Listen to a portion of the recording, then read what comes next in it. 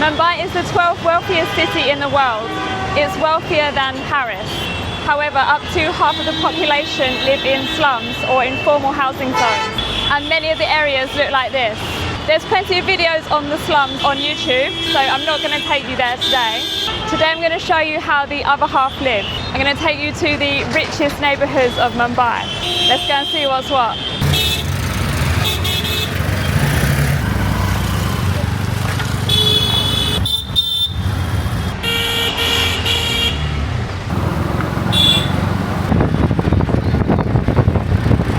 So that building over there is Antilla.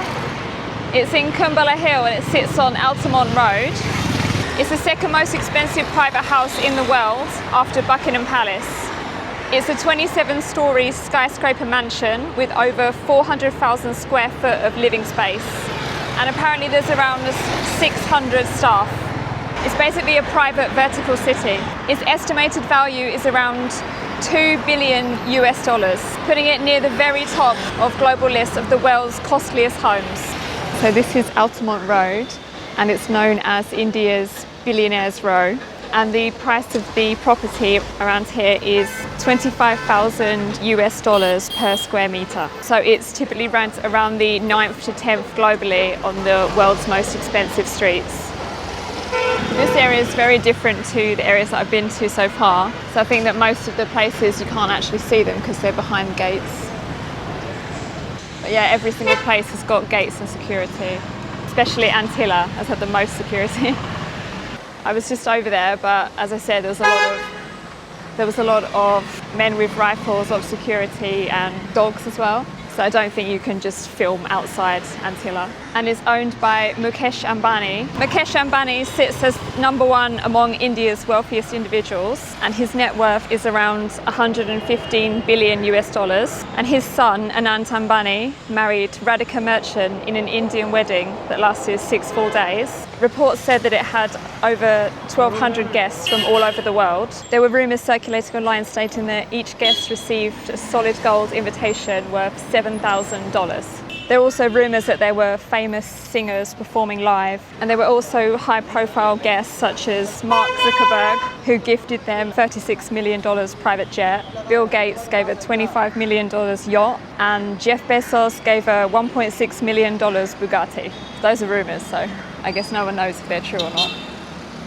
Real estate in Mumbai is extremely expensive because the city sits on a very narrow strip of land and there's limited space available for construction. So prices remain high because the demand for housing far outsees the supply, especially in areas like this.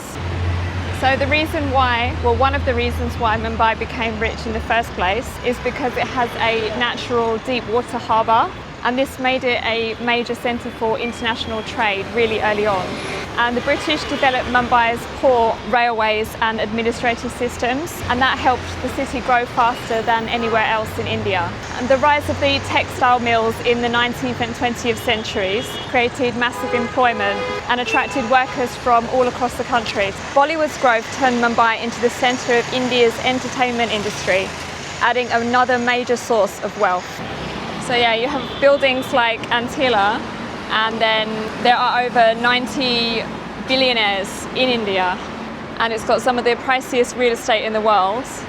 But then Mumbai is also home to the biggest slum in Asia with 1 million inhabitants. So there's a lot of contrast in this city. I saw some reports that like between 200 to 1,000 people from all over India move to Mumbai every day. So basically the essential workers that they need in the city, they can only afford very cheap housing. So that's why the slums persist.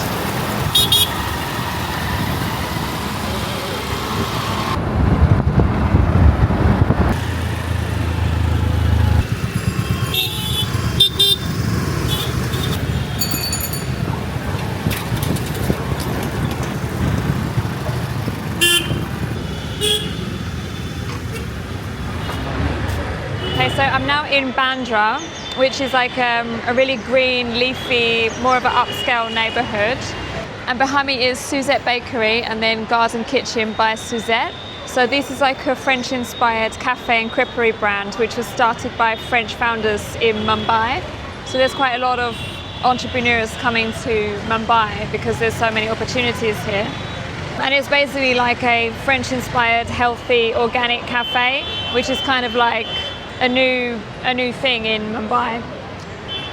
So I want to try it today. It's a little bit more expensive. Apparently for like 2 people it's around 1,000 rupees. So way more expensive than a normal street food or normal restaurant here. But I just want to see what it's like. So let's go and see.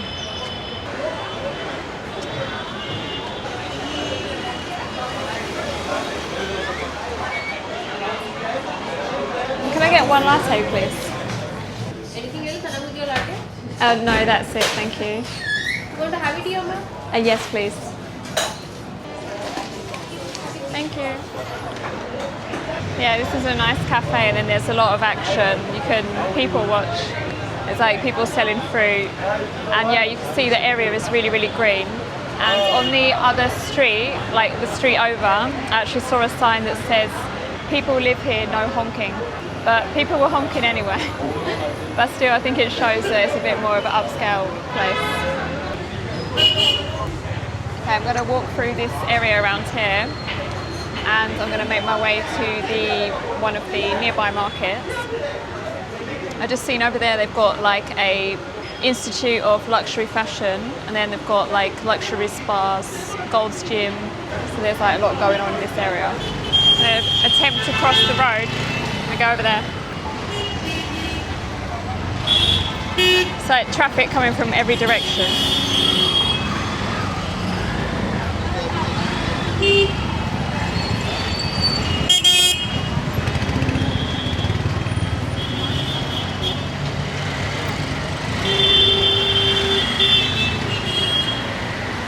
In that area where my hotel is, there's literally nothing around. But areas like this, I just saw like a burger place and all different cafes and stuff like that. So lots of places to eat. So I just walked less than 10 minutes from where I just was at that coffee shop, and I'm at Lincoln Road Market. So that's one of Mumbai's most iconic street shopping destinations, and it's in Bandra West. So I'm just going to have a look around. I just seen over there there's like this building that's got, it looks like there was a fire. You see in the background there. And then there's just loads of stalls around. Yeah, it looks like there was, it looks like it was a restaurant and bar. Yeah, it's pretty busy around here, lots of stalls. And I've seen that they've got like set prices. So over there was like a shirt was 100 rupees, jeans 500 rupees. I think 100 rupees is roughly $1. So yeah, a shirt for $2. This area kind of reminds me of Dubai. In Dubai, it looks kind of the same.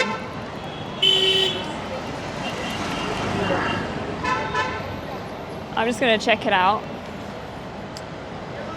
See what they've got. It seems like a lot of clothing.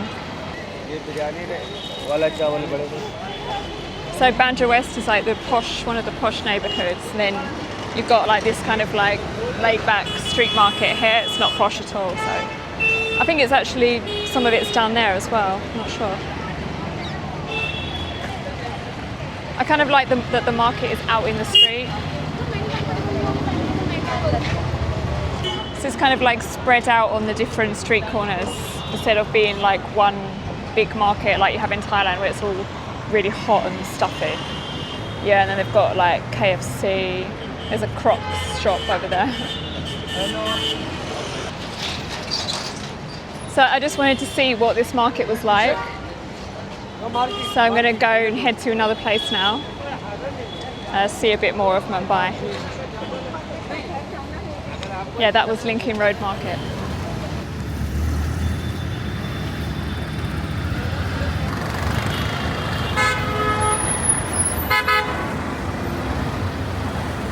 Okay, so I've just ordered a rickshaw and I used Uber to order it. So it's a lot better than trying to look for it yourself, because actually if you see like all the rickshaws on the street, like most of them are taken.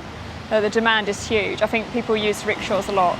So he's about 1 minute away and I just need to look for the registration 2191. That's the end of the registration. Oh, I think I see him over there. 2191. Oh, I see him on the corner. I'm just going to go to the corner.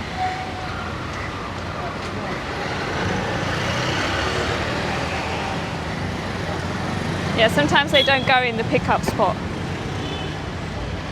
So you have to walk and find them. Oh, here he is. Okay.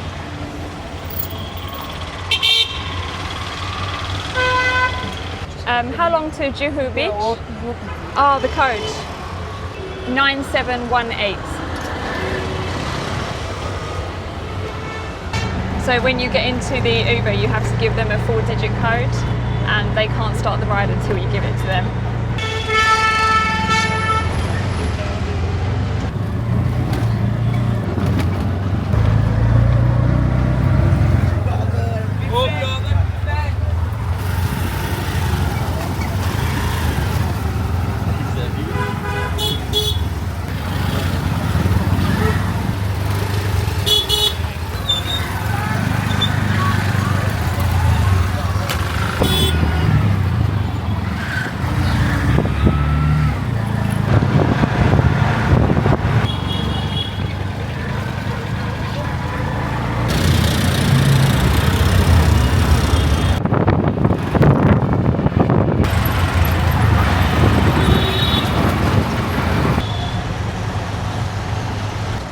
Kitna rupee?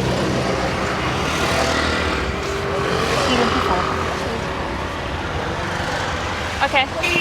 Thank you. Thank you.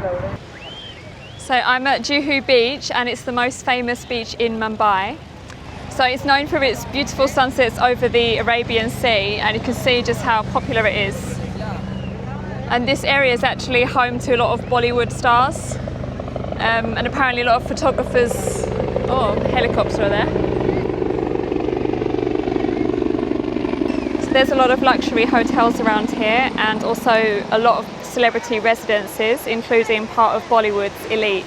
And apparently a lot of photographers come around this area hoping to catch some of these Bollywood stars on their morning walk or just strolling around the neighbourhood. So it's Friday and it's 2 p.m.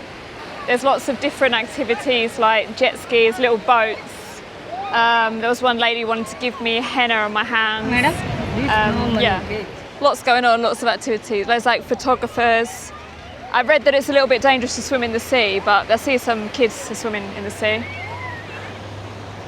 Okay, so that was it for my second day in India, seeing the richest neighbourhoods, not the India that you usually see on YouTube.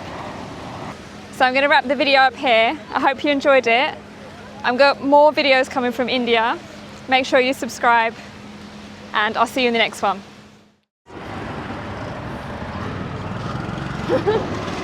Crazy.